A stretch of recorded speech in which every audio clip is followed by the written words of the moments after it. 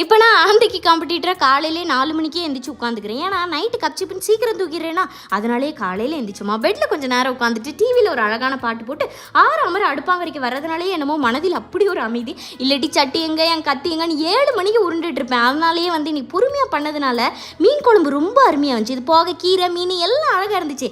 கீரை மீன் நான் சின்ன பிள்ளையிலேருந்து சேர்த்தே சாப்பிட்றேன். அதனால் உயிருக்கு எனக்கு எந்த பாதிப்பும் இல்லை. அப்புறம் கடைசியாக ஃப்ரிட்ஜை திறந்து பார்த்தா சரஸ்வதி பூஜைக்கு வாங்கின இலை அம்போன்னு இருந்துச்சு. வா இன்னைக்கு ஒன்று வச்சு பொதிச்சோறு பண்ணுறேன்னு சொல்லி அடுப்பை ஆன் பண்ணி மேலே வச்சதுதான் டப்புன்னு அது அணைஞ்சு போயிடுச்சு. இது தெரியாமல் வைக்க நான் பாட்டுக்கு இலையை வாட்டிகிட்டு இருந்தேன். அப்புறம் அதை ஆன் பண்ணி சூடு பண்ணிவிட்டு லைனாக எல்லாத்தையும் உள்ளே வச்சேன். பொதிச்சோருக்கு உண்டான அனைத்தும் அழகாக தான் பண்ணேன். ஆனால் பொட்டெல்லாம் போட தெரில. இது என்னடா பொதிச்சோருக்கு வந்த சோதனை, இப்படி பண்ணுறேன் அப்படி பண்ணுறேன். கடைசி அந்த பேப்பர் கிழிஞ்சு எப்படியோ கெட்டி ஊற வச்சாச்சு.